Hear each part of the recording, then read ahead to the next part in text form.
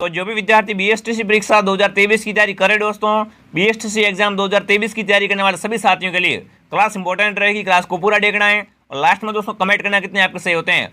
आज की इस क्लास में अपन दोस्तों पूरा का पूरा मॉडल पेपर हल करेंगे।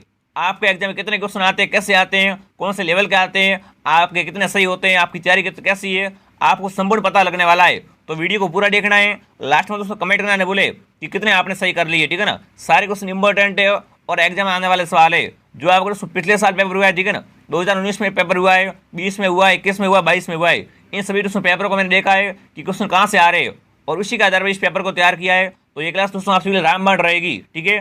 तो चलिए दोस्तों क्लास का शुभारंभ करते हैं। देखो पूरा पेपर आपके सामने, ठीक है ना। जैसा आपका एग्जाम पेपर आता है वैसा पेपर मैंने तैयार किया है, तो चूकना कोई मत। एक एक क्वेश्चन आपके लिए इंपॉर्टेंट रहने वाला है। तो चलिए आप सभी साथ में कमेंट करते रहेंगे। तो पहला प्रश्न आप सामने, राजस्थान में सर्वाधिक व्यर्थ बंजर भूमि किस जिले में है, उसको कमेंट करेंगे। वेरी इंपॉर्टेंट क्वेश्चन है। राजस्थान में सर्वाधिक व्यर्थ और बंजर भूमि कहाँ पर है? श्री गंगानगर में, बीकानेर में, जैसलमेर में या बाड़मेर में? तो यहाँ पर जो भी विद्यार्थी ऑप्शन सी कमेंट करा है, ठीक है ना। राजस्थान में सर्वाधिक व्यर्थ और बंजर भूमि कहाँ पर है? जैसलमेर जिले में। सी ऑप्शन आपका हो जाएगा राइट। आप सभी साथ में कमेंट करेंगे, काउंट करेंगे कितने आपके सही होते हैं। अगला देखिए, 20वीं पशुगणना 2019 के अनुसार राजधानी को पशुधन है, बताओ दोस्तों 20वीं पशुगणना कब हुई थी दोस्तों? 2019 में हुई थी। तो इसके अनुसार दोस्तों राजस्थान में पशुधन कितना है? तो देखिए 568 लाख, 577 लाख, 567 लाख या 492 लाख। सभी विद्यार्थी कमेंट कीजिए। 20वीं पशुगणना 2019 के अनुसार राजधानी में पशुधन कितना है दोस्तों? 568 लाख। ये ऑप्शन जो भी कमेंट करा ये ऑप्शन आपका राइट है। चलिए अगला प्रश्न आप सामने, सारे क्वेश्चन इंपॉर्टेंट स्थान में निम्न में से किस स्थान पर उड़न गिलहरी पाई जाती है? दोस्तों राजस्थान में कौन से स्थान पर उड़न गिलहरियां पाई जाती है? तो देखिए मुकुंदरा पहाड़ियों में, सीता माता वन्यजीव उद्यान में, रणथंभौर टाइगर रिजर्व में या सरिस्का टाइगर रिजर्व में? फटाफट कमेंट कीजिए। राजस्थान में दोस्तों उड़न गिलहरियां कहाँ पर पाई जाती है? सीता माता वन्यजीव उद्यान में। बी ऑप्शन यहाँ पर जो भी कमेंट करा बी ऑप्शन आपका हो जाएगा राइट। चलिए अगला प्रश्न आप सामने, राजस्थान में लांगुरिया गीतों का संबंध बताओ दोस्तों। लांगुरिया गीतों का संबंध किससे है? शीला देवी से, करणी माता से, बाण माता से, कैला देवी से? लांगुरिया गीतों का संबंध किससे है दोस्तों? कैला देवी से। कैला देवी का मंदिर कहाँ पर है दोस्तों? करौली में बना हुआ है, ठीक है ना। कैला देवी के दोस्तों भक्त गाते हैं लांगुरिया गीत। तो डी ऑप्शन जो भी कमेंट करा यहाँ पर डी ऑप्शन आपका बिल्कुल राइट है।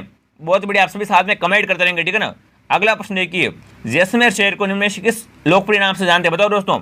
जैसलमेर को और क्या कहते हैं? सुनहरा शहर कहते हैं क्या? गुलाबी शहर कहते हैं? नीला शहर, श्वेत शहर कहते हैं? जैसलमेर का दोस्तों और क्या नाम है बताओ। जैसलमेर को दोस्तों और किस नाम से जानते हैं? सुनहरा शहर भी इसे कहते हैं। ए ऑप्शन जो भी कमेंट करा ये ऑप्शन आपका राइट है। कमेंट कौन कौन करा? वेरी गुड, बहुत बढ़िया। चलिए अगला प्रश्न आप सामने आ चुका, देखिए सार्वजनिक क्षेत्र के विभिन्न वित्तीय संगठनों द्वारा आंकलित औद्योगिक संभावनाओं के आधार पर ए श्रेणी में राजस्थान के कौन से जिले सम्मिलित हैं? वेरी इंपॉर्टेंट दोस्तों क्वेश्चन है, कमेंट कीजिए। सार्वजनिक क्षेत्र के दोस्तों विभिन्न वित्तीय संगठनों के द्वारा आंकलित औद्योगिक संभावनाओं के आधार पर ए श्रेणी में कौन से जिले आते हैं? तो देखिए जोधपुर, पाली, अजमेर, अलवर, बीकानेर, जोधपुर, भीलवाड़ा, जयपुर, टोंक, अलवर, टोंक, चित्तौड़गढ़, अजमेर या कोटा, अजमेर और उदयपुर, भरतपुर। फटाफट कमेंट कीजिए ए श्रेणी में कौन कौन से जिले आते हैं। तो देखो ए श्रेणी में कौन कौन से जिले आते हैं? जोधपुर, पाली, अजमेर और अलवर। तो ए यहाँ पर जो भी कमेंट करा ये ऑप्शन आपका राइट है। Very good. अगला प्रश्न आप समाज को देखिए, आचार्य तुलसीदास ने अणुवर्त आंदोलन का सूत्रपात कब किया, बताओ दोस्तों। आचार्य तुलसी ने दोस्तों अणुवर्त आंदोलन का सूत्रपात कब किया था? सवाल ऐसे आता है कि अणुवर्त आंदोलन का सूत्रपात किसने किया दोस्तों? आचार्य तुलसी ने। कब किया था? देखिए 1942 में, 1949 में या दो ऑप्शन और आपके सामने, ठीक है ना। दो ऑप्शन कौन कौन से दोस्तों? देखिए 1945 में या 1952 में। फटाफट कमेंट कीजिए। आचार्य तुलसी ने दोस्तों अणुवर्त आंदोलन का सूत्रपात कब किया था दोस्तों? फटाफट कमेंट कीजिए। तो ये दोस्तों इसका सूत्रपात कब किया था? बहुत बढ़िया, काफी विद्यार्थी बी कमेंट कर रहे हैं, ठीक है ना। आचार्य तुलसी ने दोस्तों अणुवर्त आंदोलन का सूत्रपात 1949 में किया था, ठीक है ना। बी ऑप्शन आपका हो जाएगा राइट। चलिए अगला प्रश्न आप सामने, अगर इसमें दोस्तों कोई त्रुटि होती है तो आप संशोधन में दोस्तों कमेंट में कर दूंगा, ठीक है। अगला देखिए, बाण माता कुलदेवी की आराधना होती है दोस्तों, कमेंट कीजिए। बाण माता कुलदेवी की आराधना कहाँ पर होती है? जोधपुर में, मेवाड़ में, बीकानेर में या जयपुर में? सभी विद्यार्थी कमेंट कीजिए, इंपॉर्टेंट सवाल है। तो बाण माता कुलदेवी की दोस्तों आराधना कहाँ पर होती है? मेवाड़ में होती है। बी ऑप्शन जो भी कमेंट करा बी ऑप्शन आपका राइट। बी कमेंट कौन कौन करा? Very good. आप सभी साथ में कमेंट करेंगे, वीडियो को लाइक करेंगे, शेयर करेंगे। जितने भी भाई बहन देख रहे हैं एक बार चेक कर लीजिए। वीडियो को लाइक और शेयर और सब्सक्राइब जरूर कीजिए।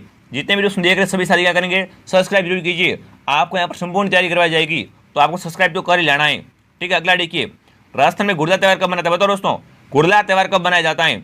तो देखिए श्रावण शुक्ल अष्टमी को, श्रावण कृष्ण अष्टमी को, चैत्र कृष्ण अष्टमी को या भाद्रपद शुक्ल अष्टमी को राजस्थान में गुड़ला त्यौहार कब मनाया जाता है? बताओ भाई, गुड़ला त्यौहार कब मनाते हैं? तो देखो दोस्तों राजस्थान में गुड़ला त्यौहार कब मनाते हैं? बिल्कुल दोस्तों इसे चैत्र कृष्ण अष्टमी को मनाया जाता है। सी ऑप्शन आपका राइट है। अगला प्रश्न आप सामने देखिए, भोज बगड़ावत की कथा का संबंध राजधानी के किस लोक देवता से? बताओ दोस्तों, भोज बगड़ावत की कथा का संबंध किससे है? तेजाजी से, बाबू जी से, गोगा जी या देवरान जी से? सभी सारी कमेंट कीजिए। भोज बगड़ावत की कथा का संबंध कौन से लोक देवता से हो जाएगा? सभी सारी कमेंट कीजिए, इंपॉर्टेंट सवाल है। तो देखो दोस्तों, भोज बगड़ावत की कथा का संबंध है देवनारायण जी से। डी ऑप्शन जो भी कमेंट करा, डी ऑप्शन आपका राइट है। दोस्तों आपको वीडियो को पूरा देखना, तभी आपको समझ आएगा कि कैसे क्वेश्चन आते हैं, ठीक है ना। आगे भी दोस्तों इंटरेस्टिंग क्वेश्चन आने वाले। तो देखिए, किस लोक नाट्य की प्रस्तुति के समय इसके प्रमुख गीतों का संबंध चौमासा, वर्षा ऋतु का वर्णन और गणपति वंदना से? बताओ, स्वंग, रम्मत, भवाई या नौटंकी?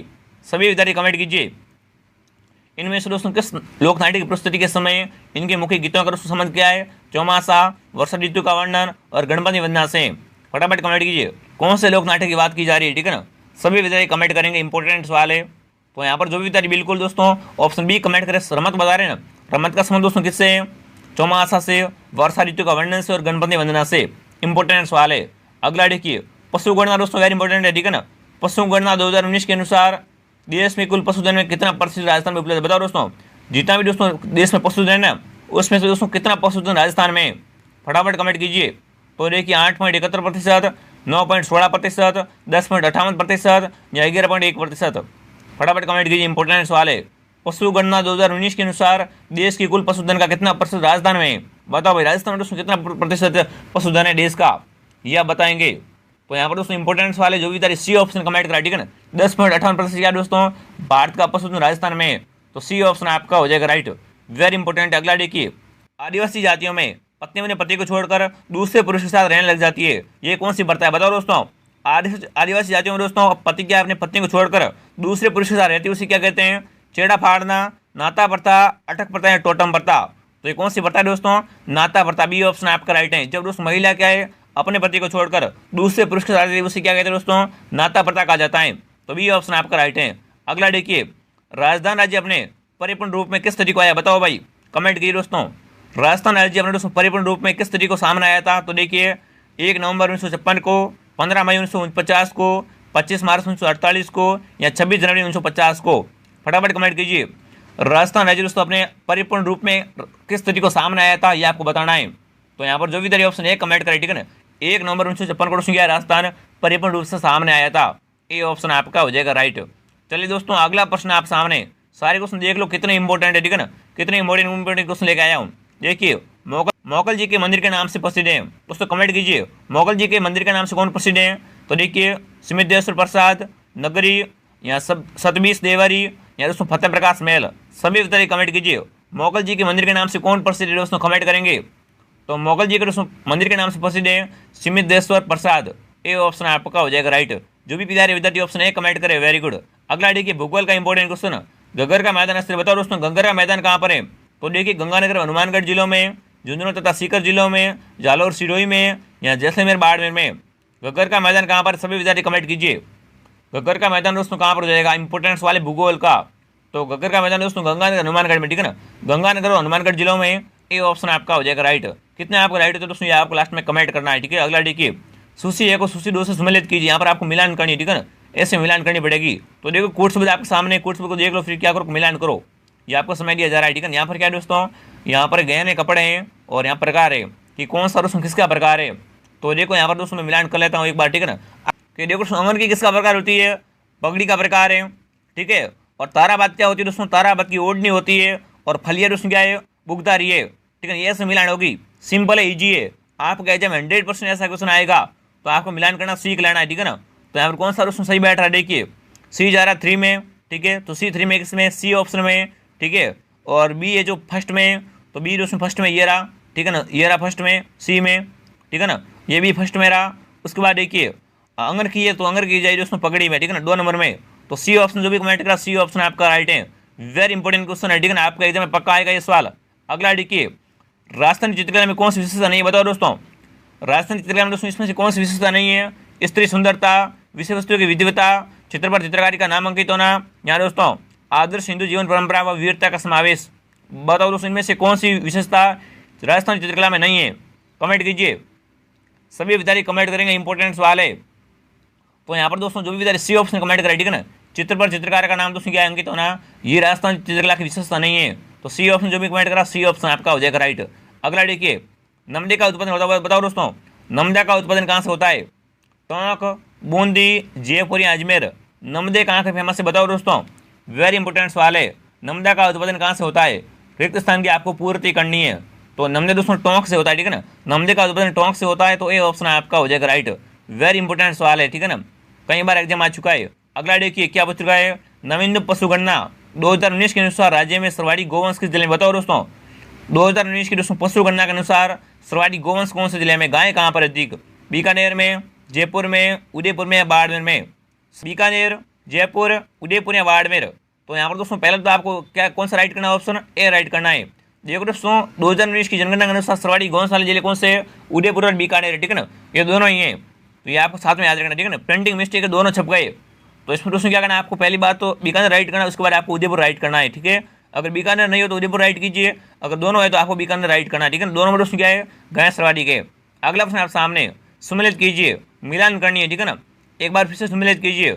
यहाँ पर मुख्य सिंचाई परियोजना है और यहाँ पर दोस्तों सुविधाओं से लाभान्वित जिले कौन कौन से है, ठीक है ना। किस परियोजना का दोस्तों लाभ किस जिले को मिल रहा है यह बताएंगे। भूगोल का इंपॉर्टेंट क्वेश्चन है, कूट सुविधा आपके सामने, फटाक से मिलान में लग जाओ। सभी विद्यार्थी मिलान करेंगे, खाली कोई नहीं बैठेगा। प्रैक्टिस सेट है, आपको प्रैक्टिस करनी है कि आपकी तैयारी कैसी है।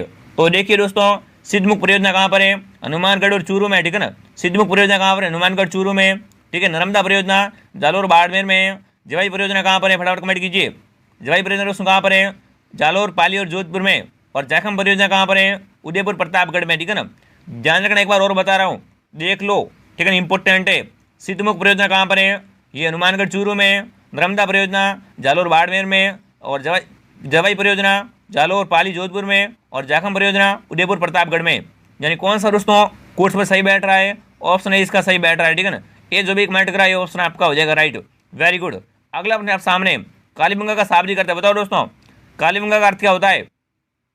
कालीबंगा दोस्तों हनुमानगढ़ में, कहाँ पर है? हनुमानगढ़ में है। तो कमेंट कीजिए कालीबंगा का शाब्दिक अर्थ क्या है? काला पत्थर, जूता हुआ खेत, या दोस्तों और भी ऑप्शन आपके सामने देखिए, वो भी काली मिट्टियाँ, काली चूड़ियाँ। तो देखो दोस्तों कालीबंगा का अर्थ होता है काली चूड़ियाँ, ठीक है ना। कालीबंगा का शाब्दिक अर्थ क्या है दोस्तों? काली चूड़ियाँ। डी ऑप्शन आपका राइट है। काफ़ी इंपॉर्टेंट सवाल है दोस्तों। अभी तक आपने वीडियो को लाइक किया, वीडियो को लाइक कर देंगे, शेयर कर देंगे, सब्सक्राइब कर देंगे, ठीक है ना। प्रत्येक विद्यार्थी दोस्तों क्लास क्या करेगा? 5-5 लोगों को क्लास को शेयर करेगा, सपोर्ट दिखाना है, ठीक है ना। आप दोस्तों जैसे सपोर्ट करते हो हमें और मोटिवेशन मिलता है, हमारे लिए आपके लिए दोस्तों क्या है, और मेहनत करते अच्छे अच्छे क्वेश्चन लेके आते हैं। अगला देखिए, कर्नल जेम्स टोड ने इनमें से किस युद्ध को मेवाड़ का इतिहास का मैराथन कहा? बताओ भाई, कर्नल जेम्स टोड ने दोस्तों किस युद्ध को मेवाड़ के इतिहास का मैराथन कहा था? हल्दीघाटी का युद्ध, कुंभलगढ़ का युद्ध, दिवेर का युद्ध या गोकुंदा का युद्ध? फटाफट कमेंट कीजिए। मेवाड़ के इतिहास का मैराथन किसे कहते हैं? इंपॉर्टेंट सवाल है। तो देखो दोस्तों मेवाड़ के इतिहास का मैराथन दिवेर के युद्ध को कहते हैं, ठीक है ना। सी ऑप्शन आपका हो जाएगा राइट। जो भी ऑप्शन सी बता रहा है वेरी गुड। अगला अपने आप सामने, राजस्थान में सर्वप्रथम खेल रत्न पुरस्कार किसे प्रदान किया गया? बताओ दोस्तों, राजस्थान में पहली बार दोस्तों खेल रत्न पुरस्कार किसे दिया गया? तो देखिए आर के पुरोहित को, लीमाराम को, सुरेश मिश्रा को या रघुवीर सिंह को? फटाफट कमेंट कीजिए। राजस्थान में सर्वप्रथम खेल रत्न पुरस्कार किसे दिया गया था? इंपॉर्टेंट सवाल है, ठीक है ना। तो बिल्कुल दोस्तों किससे दिया गया था? लीमाराम को दिया गया था। बी ऑप्शन जो भी कमेंट करा, बी ऑप्शन आपका राइट है। लीमाराम का संबंध किससे दोस्तों? तीरंदाजी से। यह भी आपको साथ में याद रखना है।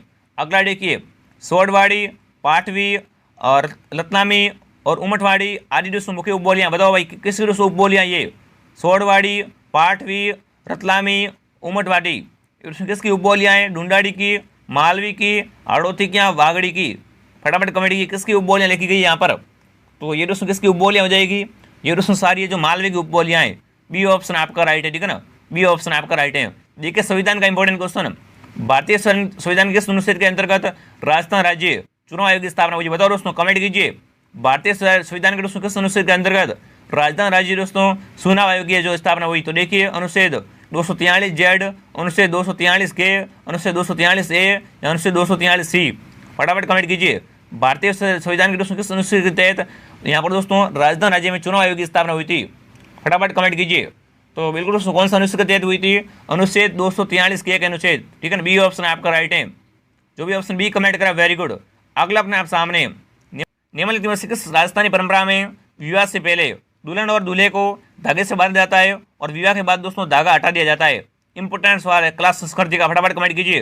कौन सी परंपरा में दोस्तों विवाह से पहले दूल्हे और दुल्हन को धागे से बांध दे और फिर दोस्तों धागे को हटा देते हैं? तो देखिए समेला में, पहरावनी में, बड़ी पड़ला में या कंगन डोरला में? सभी विद्यार्थी कमेंट कीजिए। वेरी इंपॉर्टेंट क्वेश्चन है, बहुत बढ़िया। कई बार एग्जाम आ चुका है क्लास संस्कृति का और काफी बार इसको गलत कर देते हैं। तो ये दोस्तों क्या है, कंगन डोररा का दोस्तों जो परंपरा होती है इसमें दोस्तों क्या है, पति पत्नी को दोस्तों दूल्हा दुल्हन क्या करते हैं, धागे से बांधते हैं। उसके बाद दोस्तों जैसे विवाह संपन्न होता है उसके क्या करते हैं, बाद में धागे को हटा देते हैं। तो डी ऑप्शन आपका हो जाएगा राइट। अगला ऑप्शन आप सामने, सालिम सिंह की हवेली और नथमल की हवेली बताओ। सालिम सिंह और नथमल की हवेली कहाँ पर है, साथ में ये भी कमेंट करो पटवाओं की हवेली कहाँ पर है, बाड़मेर, बीकानेर, चित्तौड़गढ़ या जैसलमेर। सालिम सिंह की हवेली कहाँ पर है, जैसलमेर में। और दोस्तों नथमल की हवेली कहाँ पर है, जैसलमेर में। पटवाओं की हवेली कहाँ पर है, जैसलमेर में। तो डी ऑप्शन आपका राइट है। तीनों हवेली में से कौन सी है तो आपको जैसलमेर यहाँ पर राइट करना है। चलिए अगला ऑप्शन आप सामने आ चुका, देखिए महर्षि दयानंद का स्वर्गवास निम्न किस स्थान पर हुआ। बताओ दोस्तों, महर्षि दयानंद का स्वर्गवास कहाँ पर हुआ था, जयपुर में, अलवर में, अजमेर में या जोधपुर में।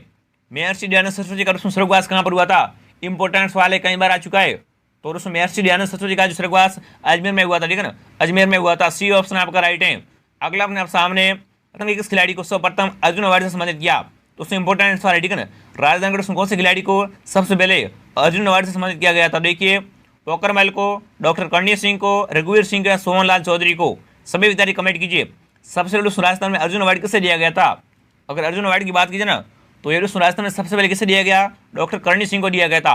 बी ऑप्शन आपका राइट है। अगला ऑप्शन आप सामने, आधुनिक कालीन हिंदी साहित्य में कन्हैया सेठिया, मेघराज चतुर्वेदी तथा सत्यप्रकाश ज्योति का संबंध बताओ दोस्तों। इंपॉर्टेंट सवाल है, ठीक है ना। आधुनिक हिंदी साहित्य में कन्हैया सेठिया है, मेघराज चतुर्वेदी है और सत्यप्रकाश जोशी का संबंध किससे है, कविता साहित्य से, लघु साहित्य से, नाटक से या कथा साहित्य से। सभी विद्यार्थी कमेंट कीजिए 81 में क्या हो जाएगा। तो बिल्कुल इनका संबंध किससे है, कविता साहित्य से। ये ऑप्शन आपका हो जाएगा राइट। अगला ऑप्शन आप सामने, कौन सा तत्व वाद्यंत्र नहीं है। वाद्यंत्र का इंपॉर्टेंट सवाल छपेगा एग्जाम में, फटाफट कमेंट कीजिए। कौन सा तत्व वाद्यंत्र नहीं है, जंतर, बपांग, दुकाका या दोस्तों नागफणी। फटाफट कमेंट कीजिए। इनमें से दोस्तों कौन सा तत्व वाद्यंत्र नहीं है, इंपॉर्टेंट सवाल छपेगा एग्जाम में, लिख के ले लो। तो बिल्कुल इसमें कौन सा नहीं है, नागफणी। ये दोस्तों क्या तत्व वाद्यंत्र नहीं होता है। डी ऑप्शन आपका राइट है।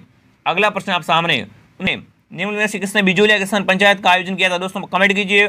1916 में, ठीक है ना, 1916 में दोस्तों बिजोलिया किसान पंचायत का जो आयोजन किसने किया था, नानजी पटेल ने, विजय सिंह पतीक ने, माणिकलाल वर्मा ने या मदन मोहन मालवीय ने। फटाफट कमेंट कीजिए दोस्तों। 1916 में, ठीक है ना, किसने दोस्तों बिजोलिया किसान पंचायत का आयोजन किया था। वेरी इंपॉर्टेंट सवाल है। 83 में क्या हो जाएगा। तो बिल्कुल दोस्तों 83 में क्या है, राइट है, विजय सिंह पतीक ने किया था दोस्तों। बी ऑप्शन आपका राइट है, ठीक है ना। किसान बिजोलिया किसान पंचायत का दोस्तों जो आयोजन किसने किया था 1916 में, विजय सिंह पतीक ने। अगला देखिए, राजस्थान की रियासतों के एकीकरण के समय जोधपुर राज्य का महाराजा कौन था बताओ। इंपॉर्टेंट सवाल है, ठीक है ना। राजस्थान के एकीकरण के समय दोस्तों जोधपुर राज्य का महाराजा कौन था, उमेश सिंह, हनुमत सिंह, गजर सिंह या विजय सिंह। सभी सारी कमेंट की 84 में क्या हो जाएगा, साथ में कमेंट तो करते रहना है। तो यहाँ पर दोस्तों हनुमत सिंह, ठीक है ना। जब दोस्तों राजस्थान में रियासतों क्या एकीकरण हो रहा था उस समय दोस्तों जोधपुर के महाराजा कौन थे, हनुमत सिंह थे। बी ऑप्शन आपका हो जाएगा राइट। 85 क्वेश्चन आपके सामने आ चुका, देखिए वेरी इंपॉर्टेंट सवाल है। देखिए किसने राजरूप की भूमिका में डिंगल को राजधानी भाषा क्या बताओ दोस्तों। कमेंट की, इनमें से दोस्तों किसने राजरूप की भूमिका में डिंगल को राजधानी भाषा कहा। तो देखिए डॉक्टर सुमित कुमार चटर्जी ने, उदयराज उज्ज्वल ने, रामकर्ण ओसापा ने या नरोत्तम स्वामी ने। सभी विद्यार्थी कमेंट कीजिए, किसने राजरूप की भूमिका में डिंगल को राजधानी भाषा कहा था। बहुत बढ़िया। तो यहाँ पर सी ऑप्शन राइट है, ठीक है ना, पंडित रामकर्ण ओसापा ने। सी ऑप्शन जो भी कमेंट करा सी ऑप्शन आपका हो जाएगा राइट। अगला देखिए, मध्य प्रदेश राजधानी में संयुक्त बहुउद्देशीय नदी घाटी परियोजना बताओ दोस्तों। मध्य प्रदेश राजधानी की संयुक्त बहुउद्देशीय नदी घाटी परियोजना कौन सी है, भाखड़ा नागल, चंबल, व्यास या माई। वेरी इंपॉर्टेंट सवाल है भूगोल का। मध्य प्रदेश राजस्थान की संयुक्त बहुउद्देशीय नदी घाटी परियोजना कौन सी हो जाएगी। 86 में क्या आ जाएगा यहाँ पर, चंबल, ठीक है ना। बी ऑप्शन आपका राइट है। मैं आपको कमेंट के लिए समय दे रहा हूँ तो आप उसमें कमेंट कर देना साथ में, ठीक है। अगला देखिए, कर रेखा राजधानी के निम्न किन जिलों से होकर गुजरती है बताओ भाई। कर रेखा कहाँ से गुजरती है, बांसवाड़ा उदयपुर से, बांसवाड़ा डूंगरपुर से, बांसवाड़ा चित्तौड़गढ़ से, यहाँ दोस्तों उदयपुर चित्तौड़गढ़ से। कर रेखा दोस्तों कहाँ से गुजरती है, बांसवाड़ा और डूंगरपुर से। बी ऑप्शन आपका राइट है। सभी का राइट आना चाहिए। तो काफी इंपॉर्टेंट क्वेश्चन, सभी को पता होगा ये तो। अगला देखिए, कोट शब्द आपके सामने, ठीक है ना। यहाँ पर कोट शब्द क्या करना है दोस्तों, आपको खनिज का आधारित दोस्तों महत्वपूर्ण खनिज उसको आपको पहचान करनी। देखिए निम्नलिखित में से राजस्थान की कौन से दोस्तों महत्वपूर्ण खनिज आधारित उद्योग है बताओ। इंपॉर्टेंट खनिज आधारित उद्योग कौन से है, जस्ता ग्रंथ उद्योग, सीमेंट उद्योग, इलेक्ट्रॉनिक उद्योग या संबंध उद्योग। सभी विद्यार्थी कमेंट कीजिए, महत्वपूर्ण उद्योग दोस्तों आधारित कौन से हो जाएंगे। राजधानी के दोस्तों कौन कौन से महत्वपूर्ण खनिज आधारित उद्योग हैं वो आपको बताना है। तो देखो दोस्तों 88 में क्या जाएगा, फटाफट कमेंट कीजिए। बिल्कुल दोस्तों पहला तो कौन सा हो जाएगा, पहला जस्ता गुलन उद्योग, ठीक है ना, जस्ता गुलन उद्योग हो जाएगा। उसके बाद सीमेंट उद्योग, उसके बाद दोस्तों समर उद्योग, ठीक है ना। ये 3 दोस्तों क्या है, ये दोस्तों महत्वपूर्ण खनिज आधारित उद्योग है, ठीक है ना। तो सी ऑप्शन जो भी कमेंट करा, सी ऑप्शन आपका राइट है। कोर्स समझ आपको इसका उत्तर बताना, ठीक है। अगला देखिए, गलत अंक की पहचान कीजिए। गलत कौन सा, देखिए अचलगढ़ छोटी सिरोही में, ठीक है, तारागढ़ छोटी अजमेर में, खो छोटी जयपुर में और गुरु शिखर छोटी सीकर में। अरे भाई साहब, गुरु शिखर तो कहाँ पर है, सिरोही में, सीकर में नहीं है। तो गलत कौन सा है दोस्तों, अरे गुरु शिखर दोस्तों माउंट आबू सिरोही में 1722 मीटर ऊंची, ठीक है ना। साथ में आपको ध्यान रखना है। तो ये दोस्तों कहाँ पर है, ये सिरोही में, न कि सीकर में। तो डी ऑप्शन आपका राइट है, गलत है, इसको अपनी पहचान कर लिए। अगला देखिए, जायद के मौसम में कौन सी फसल उगाई, बताओ। जायद के मौसम में दोस्तों कौन सी फसल उगाएंगे, मक्का, पटसन, सोयाबीन या तरबूज। जायद के मौसम में दोस्तों कौन सी फसल उगाई जाती है, फटाफट कमेंट कीजिए।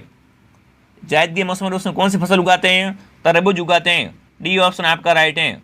अगला देखिए, क्षेत्रफल की दृष्टि से राजस्थान का सबसे बड़ा कृषि जलवायु खंड कौन सा है। दोस्तों भूगोल का इंपॉर्टेंस वाला सभी विद्यार्थी कमेंट कीजिए। क्षेत्रफल के हिसाब से राजस्थान का सबसे बड़ा कृषि जलवायु खंड कौन सा है। तो देखिए, आर्द्र दक्षिणी मैदानी खंड, शुष्क पश्चिमी मैदानी खंड, बाढ़ समय पूर्वी मैदानी खंड या चिचित उत्तरी पश्चिमी मैदानी खंड। फटाफट कमेंट कीजिए। राजस्थान का सबसे बड़ा कृषि जलवायु खंड कौन सा है, शुष्क पश्चिमी मैदानी खंड। बी ऑप्शन जो भी कमेंट करा, बी ऑप्शन आपका राइट है। किससे राइट हुआ कमेंट कीजिए, इंपॉर्टेंट सवाल है।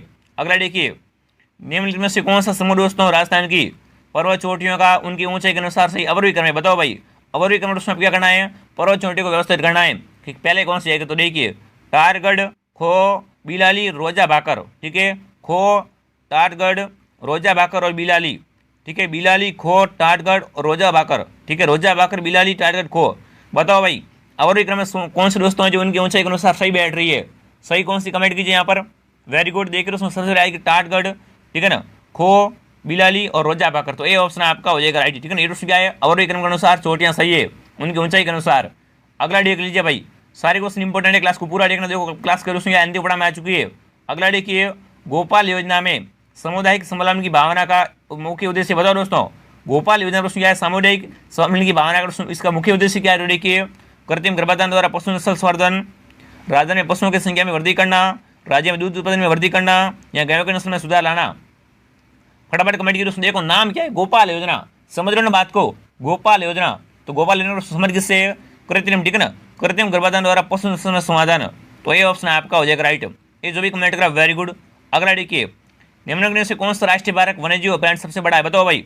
कमेंट दोस्तों, इनमें से कौन सा राष्ट्रीय पार्क वन्यजीव अभ्यारण्य सबसे बड़ा है। तो देखिए, केलादेवी अभ्यारण्य, फुलवारी किनार अभ्यारण्य, सरिस्की अभ्यारण्य या कोमलगढ़ अभ्यारण्य। देखो फुलवारी किनार कहाँ पर है, उदयपुर में, इंपॉर्टेंट है ये, ठीक है ना। यहाँ पर ये पूछ सकते दोस्तों सबसे बड़ा वन्यजीव अभ्यारण्य कौन सा है। फटाफट कमेंट कीजिए, सबसे बड़ा कौन सा हो जाएगा दोस्तों, केलादेवी अभ्यारण्य। ये ऑप्शन आपका हो जाएगा राइट। चलिए आगे बढ़ते, अगला प्रश्न आप सामने। राजस्थान में प्रतिवर्ष 12 सितंबर को इस स्थान पर वृक्ष महोत्सव मनाया जाता है, बताओ दोस्तों। 12 सितंबर दोस्तों को कहाँ पर दोस्तों प्रतिवर्ष वृक्ष महोत्सव मनाते हैं। तो देखिए, खिजड़ी ग्राम जोधपुर में, केलादेवी करौली में, मंडलोर जोधपुर में, कोलाद बीकानेर में। 12 सितंबर को दोस्तों प्रतिवर्ष वृक्ष महोत्सव कहाँ पर मनाते हैं, खिजड़ी ग्राम जोधपुर में, ठीक है ना। बिल्कुल यहाँ पर दोस्तों ये ऑप्शन आपका हो जाएगा राइट। ये जो भी कमेंट करे वेरी गुड।